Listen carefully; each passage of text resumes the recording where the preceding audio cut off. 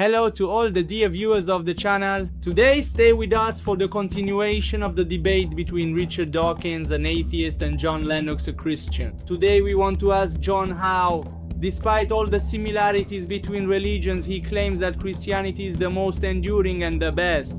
And we also want to ask Richard what the meaning of life is from his perspective, given that he doesn't believe in any kind of God, and what his answer is regarding the physical constants that keep the universe stable.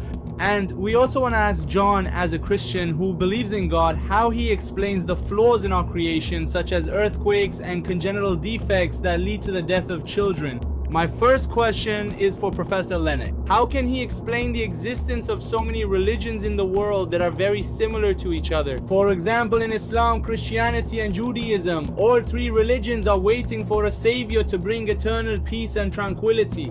How can he claim that among all these religions, Christianity is the most enduring and the best? I believe the similarity among religions comes from a shared moral foundation. If you look around the world, you'll see that people, whether religious or not, often hold similar moral values. To me, that's because every person is made in the image of God, and that gives all of us an inner moral compass. But the real differences between religions appear when it comes to how we relate to God. Some say you must earn that relationship through your own efforts. Christianity says the opposite. The relationship with God is a gift, received by trusting in what Jesus did on the cross, not by our own merit. What was the second part of the question?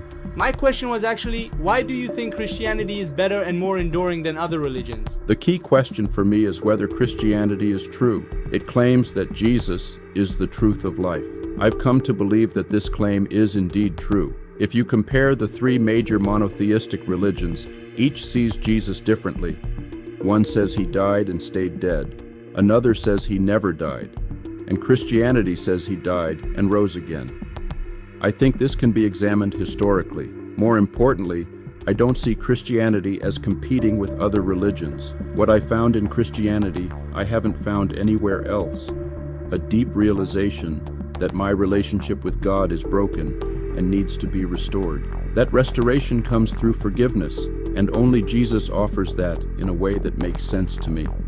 Many religions have great moral teachings, but what sets Christianity apart is this personal, restored relationship with God. I deeply respect people of other beliefs, but that's the core difference. My next question for Professor Dawkins is whether he thinks religions have no purpose at all. What is the purpose of religions anyway? People have goals, and many tie their goals closely to religion. A lot of people live their entire lives guided by their faith. So yes, religion can give people a sense of purpose. But I personally think it's tragic that people devote their lives to what I see as imaginary goals, though I can't deny those goals exist. My next question for Professor Lennox is, if we accept that an absolute God is our creator, then how can he justify all the flaws and weaknesses in creation, such as earthquakes, congenital defects, and also the murders that result in the deaths of so many children? Every design has constraints. Before calling something flawed, we need to understand the designer's purpose. I believe God is the designer, but I also believe we live in a broken world, damaged by human evil and the fall of creation. That's why we see suffering and imperfection around us. This leads to a deeper question, the problem of moral evil and human suffering. Mr. Dawkins, if there is no God, how do you explain the fixed laws of physics upon which the universe is based? As I've said many times, I don't know the origin of the laws of physics, but saying they were designed by an intelligent being doesn't help. It only raises a bigger question. Where did that designer come from? Some argue the laws are finely tuned. If they were even slightly different, stars, chemistry, life, and we wouldn't exist. Believers say this fine-tuning points to design, but that's not really an explanation, since it doesn't explain the designer. Many physicists refer to the anthropic principle. We can only exist in a universe with the right conditions for life. That's why we find ourselves in such a universe. There's also the multiverse theory, many universes with different laws, and we just happen to live in one of the rare ones that support life. I don't have a definite answer, but I doubt that God is the answer. We are wired to seek meaning because our brains are designed to understand it. This ability helps us make sense of the world around us. For example, when you jump off a cliff, Your brain understands that jumping could lead to death. So, our brain interprets the world logically. What is the ultimate meaning of life to you? The ultimate meaning of life depends on how we define it. For a biologist, the meaning of life could simply be the reproduction of genes. It's one type of meaning, but for each person, it may vary. What is the ultimate truth? How do we go from simple atoms and particles to something as complex as the human brain? Does this imply the existence of God? A God who gives us purpose and meaning. I believe that a scientific and rational understanding of the world naturally brings meaning. Although we might not have complete understanding of everything yet, science prevents us from resorting to supernatural explanations like magic. I believe that God comes close to us as a person and defines the purpose of life for us. This perspective makes me see life as meaningful and purposeful. Do you really want to say that when humans reached a point in evolution where they had a personality like God's, it was God's doing? Yes, that's what I believe. Sometimes God intervenes and does something extraordinary. But we can't prove these things with scientific evidence. Do you believe in evolution? Are you suggesting that God intervened in human evolution? I believe in Darwin's theories about natural changes, but I'm not sure that genetic mechanisms can explain everything. There may be moments in the history of the universe when God intervened. Has science buried God? I don't think so. In fact, modern science grew out of a belief in a rational creator during the 17th and 18th centuries. Many scientists believed the universe was understandable because it was created by a rational God. That's why science could flourish. The scholar Joseph Needham asked why science didn't develop in China like it did in Europe. His answer, despite being a Marxist, was the Christian background of Europe. I'm not ashamed to be both a scientist and a Christian. My mind tells me the universe reflects a rational creator. Science doesn't prove God, but it makes more sense if we believe the world was designed with order and purpose. Richard says he doesn't know where the laws of physics come from. I say they come from the logos, the mind behind the universe.